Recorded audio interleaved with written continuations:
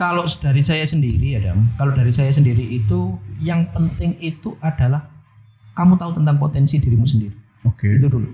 Kamu cocok enggak sih untuk bekerja berwirausaha ataupun bekerja di swasta ataupun di pemerintah atau di pemerintah itu. Yang penting itu kamu tahu tentang potensi dirimu sendiri dulu. Oke.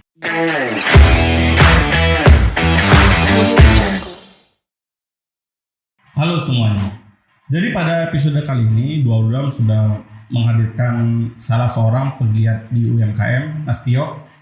Dan kali ini kita akan banyak berbincang terkait dengan bagaimana UMKM di Pamekasan, terus kemudian bagaimana berkomunitas dan juga bagaimana kedepannya agar UKM itu bisa lebih sustain. Nah, Mas Tio ini salah satu dari pelaku yang sudah lumayan lama berkecimpung di dunia UMKM. Mas Tio, apa kabar? Alhamdulillah baik. Gimana Dam kabarnya? Alhamdulillah Mas. Kondisi yang masih belum hujan akhir-akhir ini. Oh iya. Ya. Membuat Pamekasan gerah Mas. Berat. Nah, alhamdulillah kan juga Kemas juga nguntungin. Alhamdulillah. Makanya barokah buat saya ini. Luar biasa. Ya Mas. Gimana? Nah, kita gini Mas, kita sharing aja ya. Okay. Jadi bagi teman-teman yang sudah memang punya usaha atau mungkin akan memulai usaha, mungkin bisa terbantu dari pembicaraan kita pada kesempatan kali ini. Mas, ceritain dong gimana dulu latar belakang akhirnya Mas terjun dan berkecimpung di dunia UMKM ini, Mas. Kalau boleh jujur flashback ke belakang ya, sebenarnya UMKM ini ataupun usaha saya yang di Es Teler Durian ini itu memang saya peruntukkan untuk keluarga, dalam hal ini untuk istri saya. Oke. Jadi mindset dulu kan memang saya itu memiliki pandangan bahwa istri itu cukup di rumah. Oke. Nah, sedangkan Adam tahu sendiri Niar seperti apa karakternya, orangnya bagaimana, ya kan? Jadi tipikal orang yang, wah ini kalau diem di rumah nggak bisa nih, Oke. harus dikasih sesuatu yang untuk berkecimpung dan berkegiatan lah. Akhirnya pada kala itu saya masih pacaran di 2015 atau 14 itu saya punya modal main ke sini. Ketika main ke sini kan memang awalnya kalau saya kan asli Malang ya. Oke. Jadi kalau ketika datang ke sini itu kan mesti rasanya panas sekali gitu. Ya. Yang dirasakan memang panas. Kemudian saya minta temenin Niar nongkrong di mana, cari es yang seger. Ternyata hanya beberapa es, hanya ini gitu. Oke. Maksudnya kan memang di Malang banyak pilihan ya. Akhirnya coba deh ikut saya gitu. Kita ke Malang, balik lagi ke Malang, nongkrong di Es Teler Durian. Situ kok enak. Kalau buka ini di Pamekasan gimana kira-kira? Ada enggak potensinya? Enggak apa-apa Mas, enak ini. Nah, seiring dari gua ceritalah akhirnya memberanikan diri. Memang waktu itu kita masih ngambil untuk waralaba. Oke. Waralaba. Karena kenapa waralaba? Karena memang di awal itu saya secara pribadi masih belum bisa waktunya kemudian memanage usaha seperti apa juga masih belum bisa. Oke. Jadi seiring berjalannya waktu kita beranikan dengan modal dari saya waktu itu masih di perusahaan di swasta, kemudian disupport dengan mertua juga di sini dibantu, akhirnya diniati bismillah kami membuka itu di tahun 2016. Oke. 2016 itu mau mulai bisnis. Mulai usaha itu. Oke. Dan diawali dengan waralaba. Mas, apakah ini juga bisnis pertama Mas dengan Niar? Kalau bisnis pertama saya sebenarnya ini merupakan kalau secara dengan keluarga iya. Tapi kalau saya pribadi sebelumnya ini ada sih usaha-usaha, cuma gulung tikar lah Mas. Oh, jadi kita bangun usaha terus karena kurang macam-macam kita gulung tikar. Berarti kan ini ada sesuatu yang dulu pernah memulai bisnis di bidang lain, terus kemudian akhirnya pindah ke food and beverage. Nah, Mas, kapan sih Mas memutuskan untuk ini bisnis gak jalan atau ini bisnis prospeknya masih bagus? Itu dilihat dari apa Mas? Apakah dari keuntungan yang diperoleh atau awareness dari orang-orang yang ada di sekitar dan selalu datang untuk membeli lagi dan lagi atau bagaimana Mas? memang ya seiring berjalannya waktu banyak belajar lah dari teman-teman, dari saya juga prose ketika lihat macam-macam lah podcast, kemudian baca buku juga iya, teman juga iya. Ya memang kenapa ini masih konsisten tetap bertahan, saya kira memang apa ya, ekosistem ataupun habit di Pamekasan masih cukup menjanjikan. Oh, luar biasa. Jadi potensinya ada, tinggal kita mengemas atau mengolesnya seperti apa, itu aja sih. Tinggal seperti itu aja. Jadi saya kira pasarnya masih cukup terbuka lebar di Pamekasan Madura Raya pada umumnya. Oke Mas, berarti dari 2016 ke 2023 sudah 7 tahun ini establish, bisnis oke. Mulai dari waralaba akhirnya lepas di tahun 2020. Pas pandemi. Sebelumnya pandemi sih 2019 ingat saya. Itu gak masalah Mas? Gak masalah, jadi memang dengan MOU terakhir kan memang kita beri waktu 5 tahun waktu itu. 5 tahun kemudian kami sowan kembali, kami silaturahmi kembali untuk menegaskan seperti apa. Ada beberapa penawaran dari si ownernya Waralaba itu. Kemudian kita bisa nih lepas sendiri tanpa harus dompleng di mereknya mereka.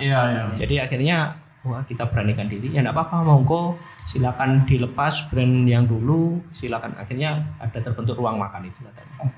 2020. Oh iya, jadi akhirnya ketarik root cause-nya bukan lagi Estella Durian tapi Ruang Makan ya. Waktu itu saya emang ini mau bikin produk baru atau kemudian sukses. Wah ini kalau kalian ke Google kan akhirnya dia bikin Windows perusahaannya jadi alfabet tuh. Nah di mana di dalamnya ada Google. Nah Mas Tio juga melakukan replika yang mungkin sebenarnya yang di dalamnya Ruang Makan itu ada Estella Durian dan lain sebagainya. Jadi lebih variatif Mas ya. Lebih variatif karena memang jujur Ruang Makan itu terinspirasi ketika kami atau saya ketika pulang dari kantor itu mesti banyak ngobrolnya di tempat makan, di ruang makan itu. Menceritakan hari itu seperti apa, bagaimana, apa yang dihadapi, ketemu siapa. Jadi ya kita ngobrol aja. Dan harapannya kita bikin brand Ruang Makan itu ya ketika orang datang ke kami, orang lebih banyak ngobrolnya, bercerita, saling bertukar pikiran, harus seperti apa dan bagaimana. Itu kenapa di tempat kami pun juga tidak ada wifi. Alasannya di tempat kami tidak ada wifi juga karena harapan kami ketika orang datang ke tempat kami itu yang ngobrol, tidak sibuk dengan handphonenya, tidak sibuk dengan Mobile Legends-nya atau bagaimana. jadi memang itulah yang harapan kami. Saya memang beberapa kali berkesempatan untuk datang ke warung Mas dan bukan hanya makan tapi juga berdiskusi dengan teman-teman dan memang konsepnya open space. Jadi saya emang di Pamekasan tuh Mas ya, jujur aja saya orangnya kan malas ke keramaian. Artinya crowded dengan suara keras tuh rada ini gimana gitu.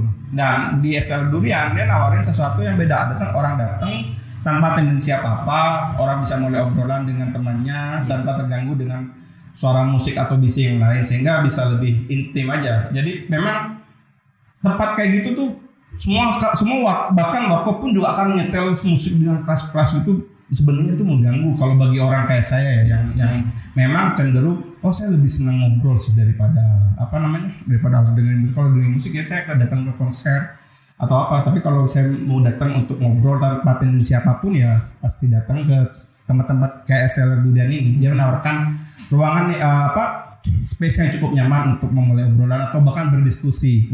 Ya kan ya, luar biasa sekali. Mas, setelah sukses sampai 7 tahun ini, alhamdulillah kan Mas juga sudah buka cabang nih.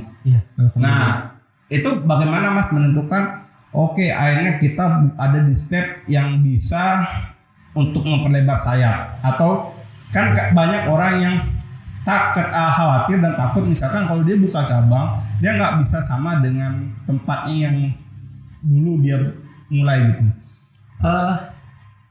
Kalau boleh cerita kembali belakang, sebenarnya permintaan kami yang memang kan tempat kami yang kedua ini kan di Sampang ya.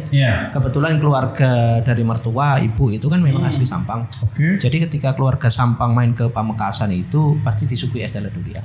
Seiring berjalannya waktu, kenapa enggak nyoba buka di sana gitu. Kebetulan Mbah waktu itu cerita ngobrol ada permintaan, nyobalah buka waktu Ramadan di sana. Oke. Jadi kami waktu Ramadan itu di tahun 2020 mungkin, lupa saya. Jadi setiap Ramadan kita stay di sana. Kita stay di sana, bawa mobil, kita jual di sana. Oh, jadi bawa dari Pamekasan? Enggak, kami bawa dari Pamekasan cuma bahan. Nah, okay. Itu ngeraciknya di sana. Jadi kami setiap Ramadan sih. Oke, itu awalnya. Awalnya di setiap Ramadan. Setiap Ramadan, 3 kali Ramadan, kemudian kok ada tempat gitu loh ditawarkan. Oke. Kok tidak ditawarkan ke orang lain, tiba-tiba ditawarkan ke mertua, ke ayah gitu. Ada tempat itu punyanya Om. Tiba-tiba orang Omnya datang ke rumah, malah suruh beli aja. Waktu itu pun juga kami tidak punya tabungan ataupun apa. Ya banyak dibantu sama orang tua. Betul-betul luar biasa. Orang tua atau mertua saya ini supportnya luar biasa terhadap kami. Iya, sistemnya dari keluarga ini betul-betul luar biasa buat kami berdua. Jadi kami bisa step di sini gitu loh. Di Sampang pun juga kami kalau dibilang seperti Pamekasan masih belum. Jadi kami secara pribadi juga masih meraba-raba. Konsumen Sampang ini seperti apa sih? Kami juga mempelajarinya bagaimana. Ternyata di Sampang itu ketika Ramadan, luar biasa memang. Kami 2 jam habis 100 porsi itu. Oke, 2 jam itu. Tapi saya tarik benang merahnya. Oh, ternyata ini berkah Ramadan. Gitu. Ternyata ketika kita sampai di sana dan itu adalah hari-hari biasa, konsumen sana masih agak susah untuk repeat order. Jadi mereka repeat order pun ketika di momen-momen tertentu, akhir pekan, kumpul dengan keluarga ataupun ada acara, hanya seperti itu. Kalau di Pamekasan kan tidak, saudara. Hampir ada konsumen kami setiap hari beli itu juga ada. 2 hari sekali beli juga ada. Ketika pulang jemput anaknya pulang dari sekolah mampir ke kami untuk beli juga ada. Nah, sedangkan kalau di Sampang masih belum bisa untuk itu gitu loh. Berarti habitnya aja yang. Ya, habitnya belum ada juga. Belum terbentuk juga. Karena memang mungkin gini Mas, kalau di Pamekasan kan Mas sudah dinotis orang nih sebagai salah satu es yang memang selain karena keingin orang datang pengen beli, tapi juga mulai hadir di berbagai macam acara gitu, ngisi acara kan. Ya mungkin barangkali orang yang masyarakat di sana masih belum terbiasa untuk menjadikan brand Mas sebagai salah satu suguhan, jadi hanya pembelian retail yang jalan dan lain sebagainya. Nah itu mungkin bisa dicoba aja. Mudah-mudahan. Oke Mas, nah saya salutnya ke Mas Damaniar ini satu hal juga Mas. Selain karena memang bisnis dan ternyata Mas beruntung itu, karena jarang banget orang Madura ya Mas ya, sorry to say nih, apalagi beliau backgroundnya PNS, itu nge-support anaknya jadi pengusaha tuh kayaknya sesuatu dari 1000 deh Mas. Iya benar. Terutama apalagi beliau punya background seorang pejabat lah, mantan PNS gitu loh, dan biasanya anaknya juga harus didukung ke arah yang sama dengan dia. Ini curhat. Gini, apakah ada pengalaman yang tersebut ya? Jadi itu salah satu hal yang salah satu anugerah lah. Di mana biasanya kan diarahkan ke profesi-profesi yang sudah dinilai oleh orang sebagai sesuatu yang stabil. Padahal kan kalian nggak tahu duitnya berapa kan. Nah. Oke, kembali lagi ke situ Mas. Dan akhirnya Mas, stabil running ini selama 7 tahun. Dan Mas udah buka cabang. Nah, akhirnya Mas juga terlibat dalam satu komunitas yang kita kenal dengan nama Microfest. Nah, itu gimana ceritanya Mas? Kebetulan nih sambil promo Microfest nih. Microfest. Jadi Microfest ini berdiri ataupun diinisiasi dari teman saya yang namanya Irul yang dari markas itu. Memang di tahun 2020 waktu pandemi lagi kenceng-kencengnya, hampir semua outlet yang ada di Pamekasan ataupun di Indonesia menyeluruh memang dibatasi. Mereka untuk dine in tidak bisa, tidak diperbolehkan. Kemudian hanya khusus untuk take away, buka pun hanya khusus jam 9 dengan menerapkan protokol yang macam-macam lah. Ya akhirnya ada rasa titik jenuh di situ Irul itu. Karena kami memang sering ketemu ngobrol bareng, akhirnya si Irul ini silaturahmi main ke rumah. Waktu itu bosen lah dengan kondisi yang seperti ini. Income-nya yo banyak drastis, padahal kami Irul cerita bahkan kami punya hutang bank itu tetap harus membayar dan lain sebagainya. Akhirnya dari titik jenuh itulah muncul dari Microfest. Awalnya itu Microfest itu ya karena dari 1, 2, ada 5, 6 orang. 6 orang ya karena memang kita kenal aja. Kita kenal bikin Microfest, niatnya ya cuma sekedar kumpul-kumpul saja sih. Jadi kumpul-kumpul, niatannya kumpul-kumpul, setelah itu ya sudah kita ya sudah jualan aja. Niatannya cuma gitu aja sih, karena memang di tahun itu banyak batasan-batasan yang dilakukan oleh pemerintah untuk mencegah penyebaran COVID, sedangkan balik lagi manusia ini kan makhluk sosial. Kita tidak bisa, kita tidak kumpul dengan orang, ketemu dengan orang, tidak bisa. Justru hadir ketika COVID datang ya itu 2020. Jadi ketika sudah melandai, aktivitas masyarakat sudah agak diperbolehkan, agak kendor, akhirnya kami kumpul untuk memberanikan diri untuk itu. Luar biasa sekali.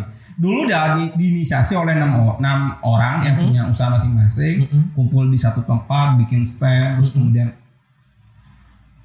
apa? Waktu Microsoft. Jadi yang pertama itu ya jajan aja. Iya, jajan aja. Kami punya meja kursi yang ada di rumah ya itu yang dibawa. Jadi apa ya, sumber daya apa yang ada di rumah seperti kursi, genset, apa yang ada ya situ aja, tidak ada yang lain. Jadi kalau misalnya saya punya meja kursi ya bawa meja kursi.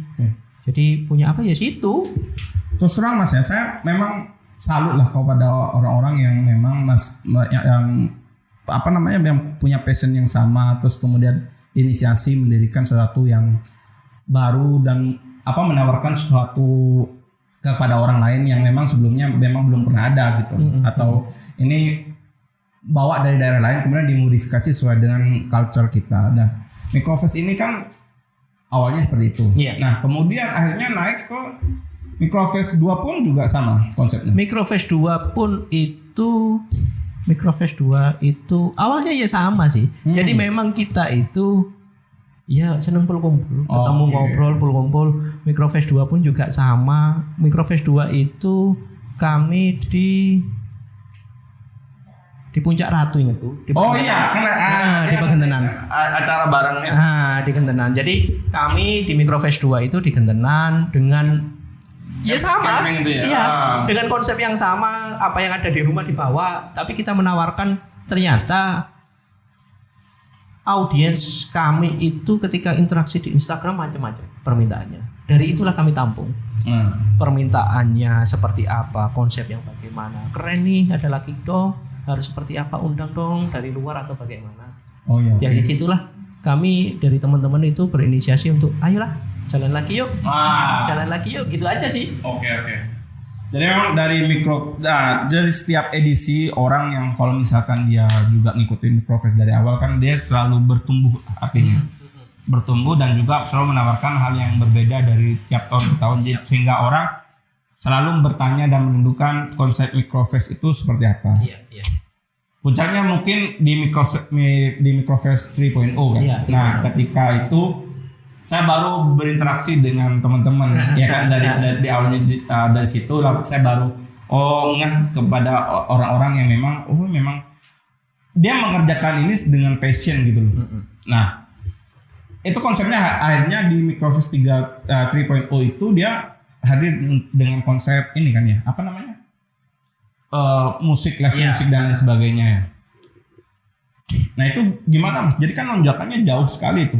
Memang ya itu tadi. Memang dalam artinya gini kan. Teman-teman ini memang bukan basicnya atau ya memang basicnya lah. Kesenangannya mereka itu memang membuat acara. Jadi kalau dibilang EO itu kami ya juga bukan EO yang profesional atau bagaimana. Cuma seneng ruwet.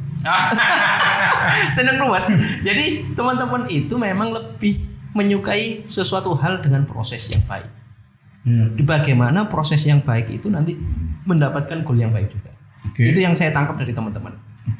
Jadi kenapa setiap kali Microfest ada, konsepnya itu selalu berbeda.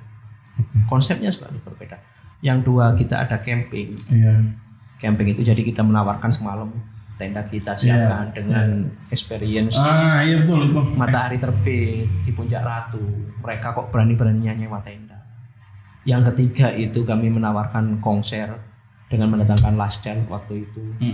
Last Child waktu itu kalau dibilang kita memiliki sponsor besar ya juga tidak dong. Luar biasa. Kita punya sponsor besar, brand besar yang menyokong kita juga tidak.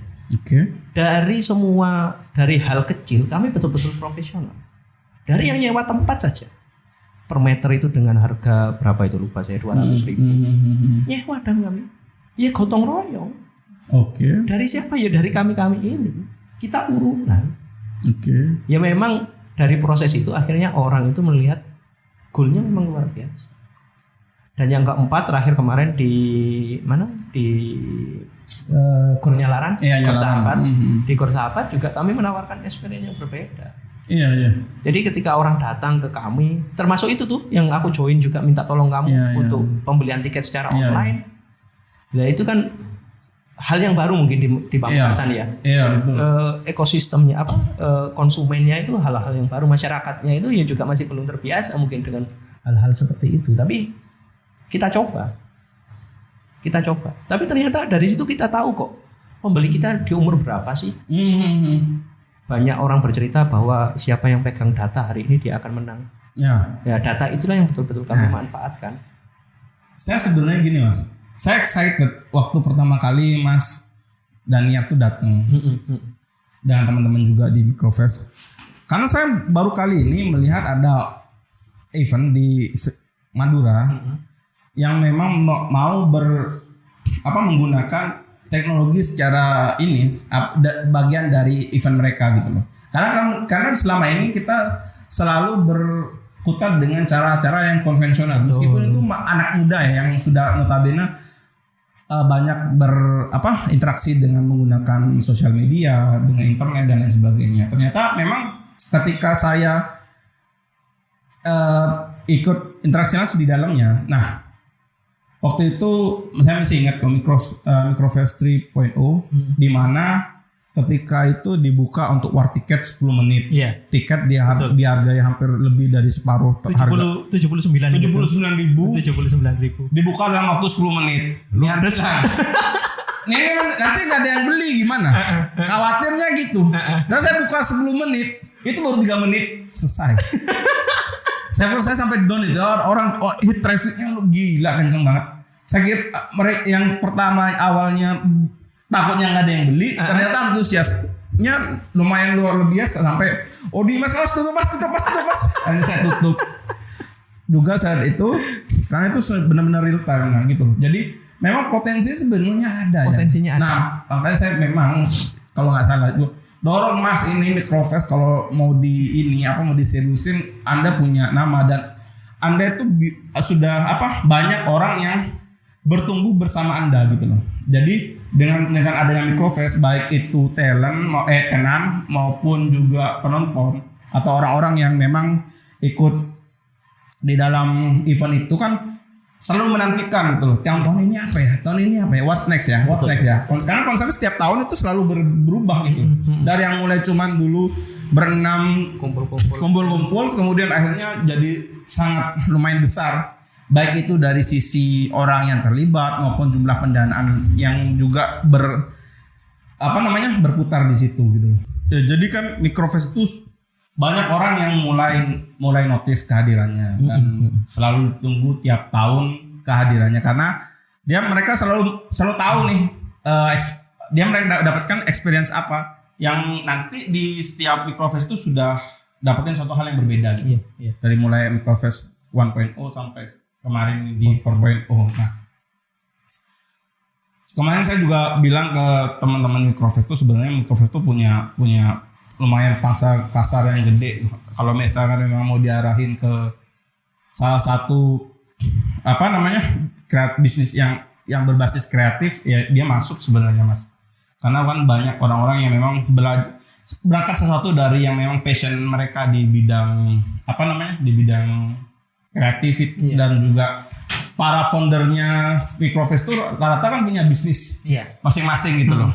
Dan jadi itu memang bisa jadi salah satu poin buat Microverse itu kalau memang mau digedein?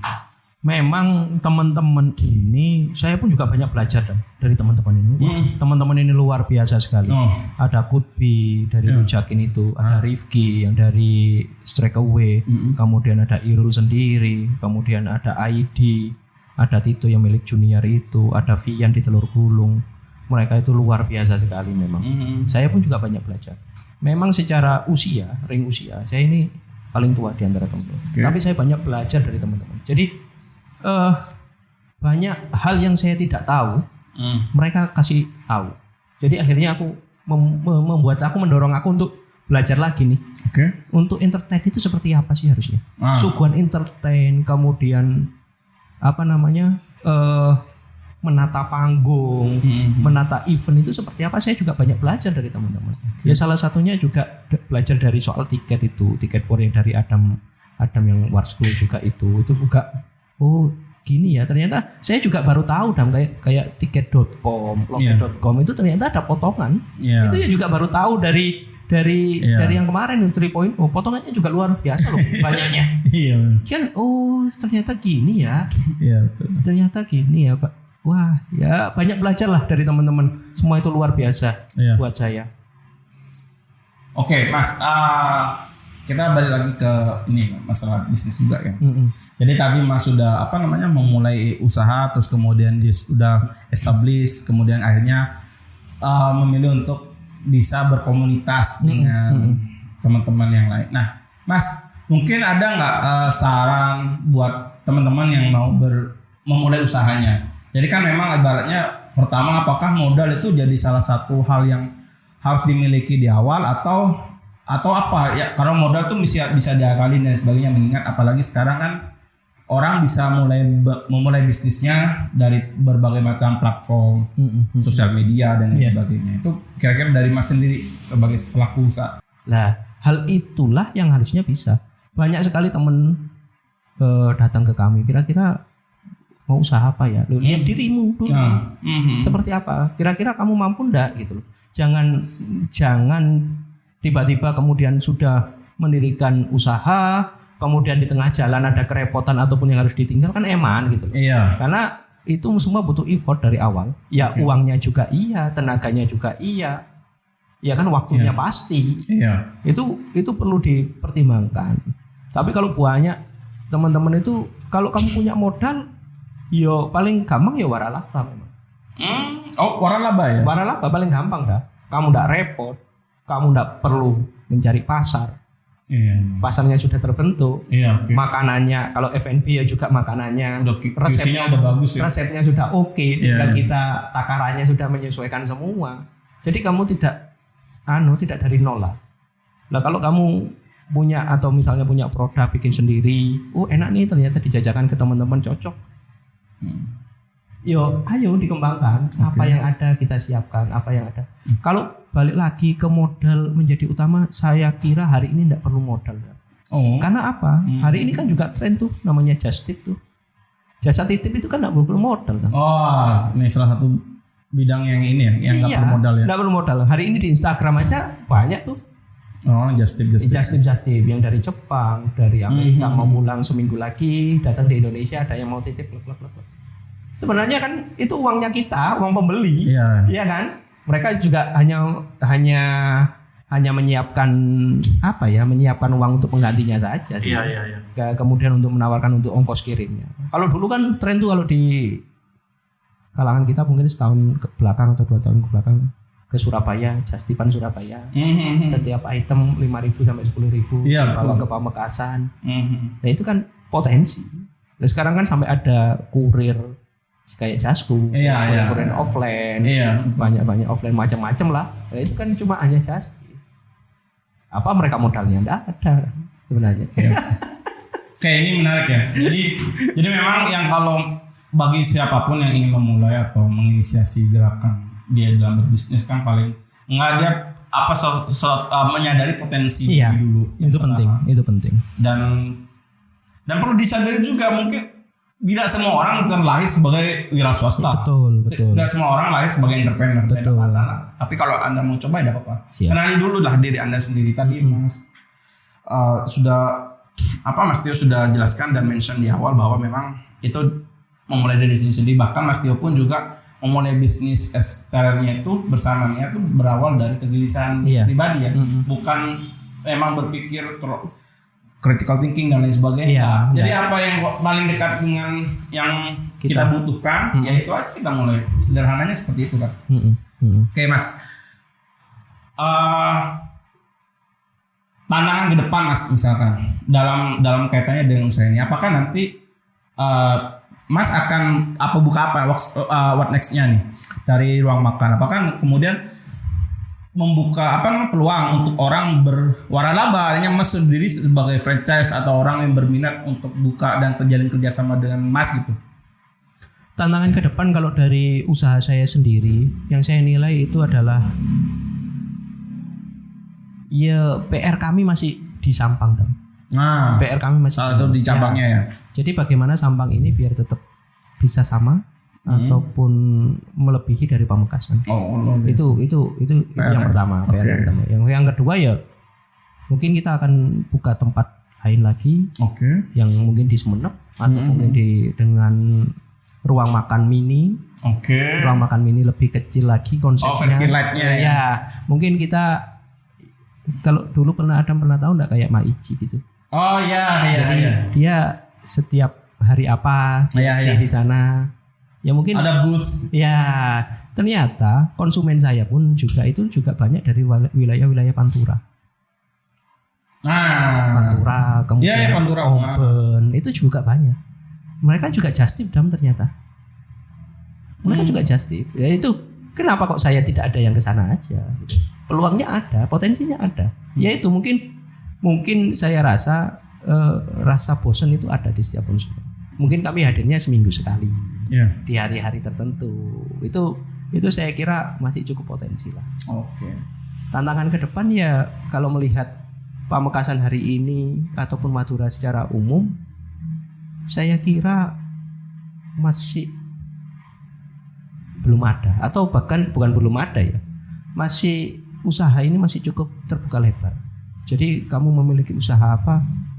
Konsumennya ada nih, pasarnya ada, tinggal kamunya saja menatanya seperti apa. Itu aja sih.